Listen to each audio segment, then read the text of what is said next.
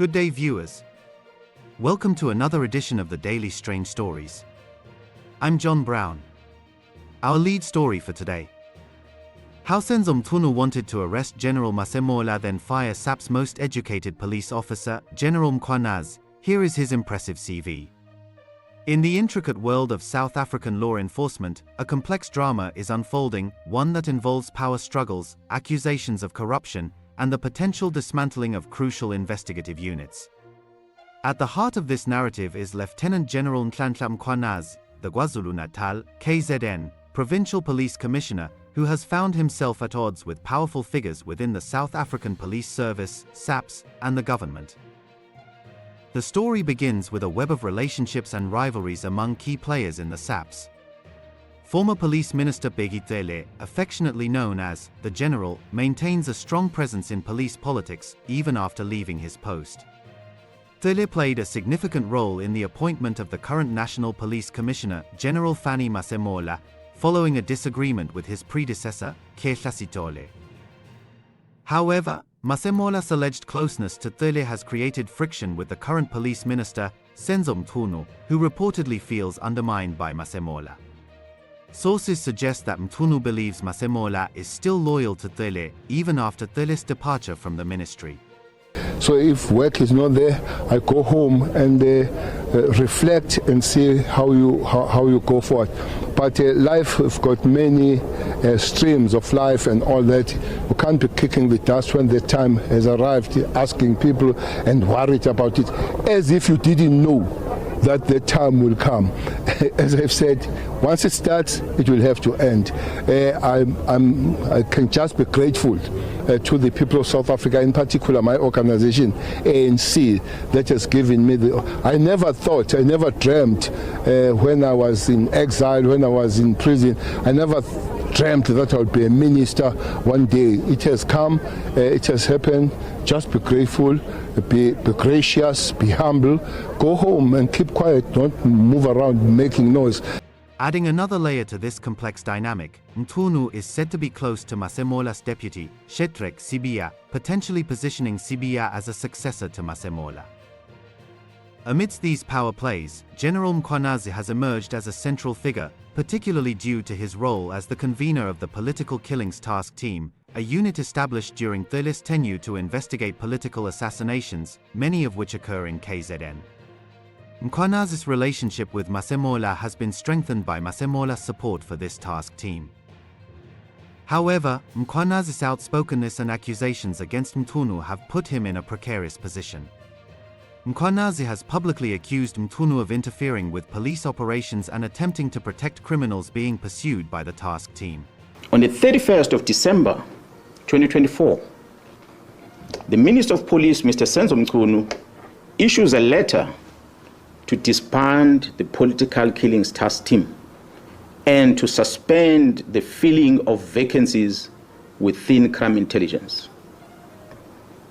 In January, February, and April this year, the Deputy National Commissioner Crime Detection, Lieutenant General Sibiya, issued written instructions withdrawing all these cases from the task team to his office.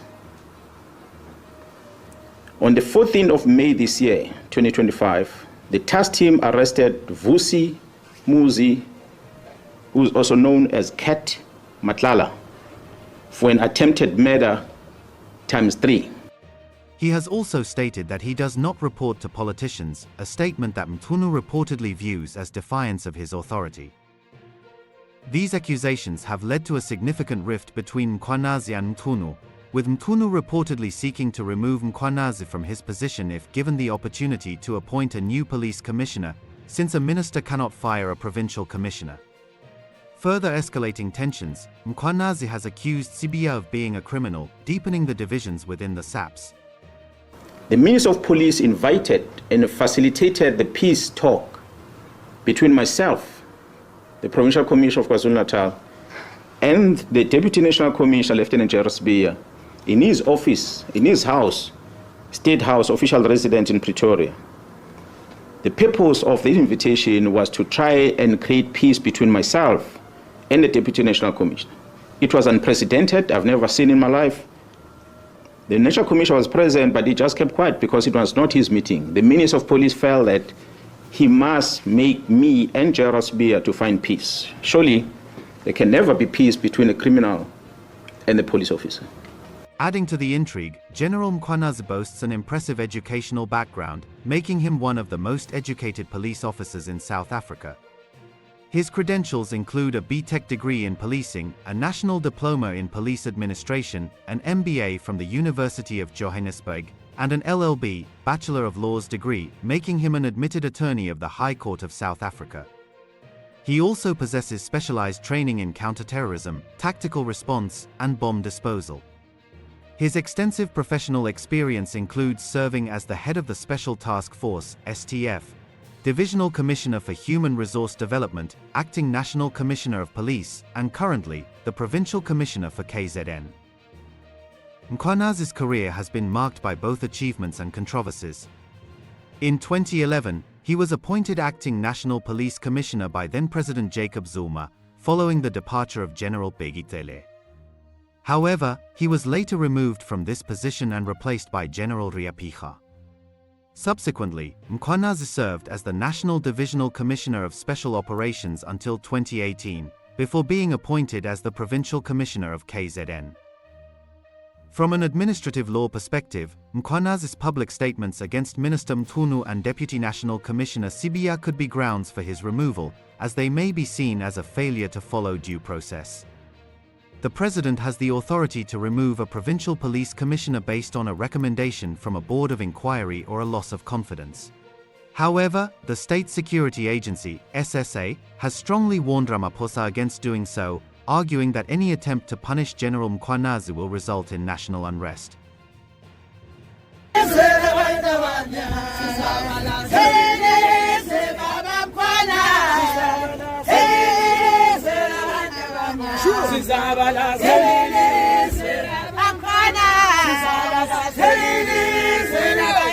Adding another layer of complexity, Suspended Crime Intelligence Unit head Dumisani Khumalo, who faces allegations of fraud and corruption, is reportedly close to Mkhwanazi and Masemola.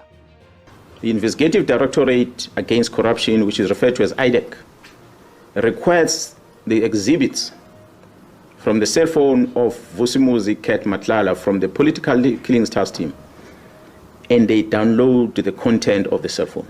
IDEC is a unit that was established to deal with corruptions in the country. We don't know what is it that we're investigating for them to come and ask for these cell phone downloads. On the 25th of May, on the 30th of May, I beg your pardon. On the 25th of June this year, the project coordinator of the political killings task team is arrested by IDEC. A dramatic arrest. A dramatic arrest. Khumalo has allegedly refused to report to Sibia, further highlighting the divisions within the SAPS. Khumalo's alleged extravagant lifestyle, including residing in an expensive hotel apartment in Durban paid for by the KZN Provincial SAPS, has also raised eyebrows. The situation has reached a boiling point, with President Cyril Ramaphosa placing Police Minister Senzo Mchunu on special leave and appointing law professor Bheki Cele as acting Minister of Police. This decision followed Mkhwanazi's explosive allegations regarding a criminal syndicate allegedly operating within law enforcement and intelligence structures. Opposition parties have strongly criticized Ramaphosa's actions. The Umkhonto Wesizwe Party, MKP, has condemned the appointment of Cele, arguing that it is unconstitutional. The EFF has also expressed outrage, arguing that Mchunu should have been removed from office entirely rather than placed on special leave. They further allege that Mchunu played a key role in dismantling an elite SAPS investigative unit that had secured numerous convictions. Amidst the political turmoil, General Mkhwanazi has become a symbol of anti-corruption for many South Africans. His accusations against Mchunu and Sibia have resonated with the public, who are increasingly concerned about corruption within the government and law enforcement. Mkhwanazi's claim that the political killings task team in KZN was deliberately disbanded and that sensitive case dockets implicating high-ranking figures were concealed has fueled public anger.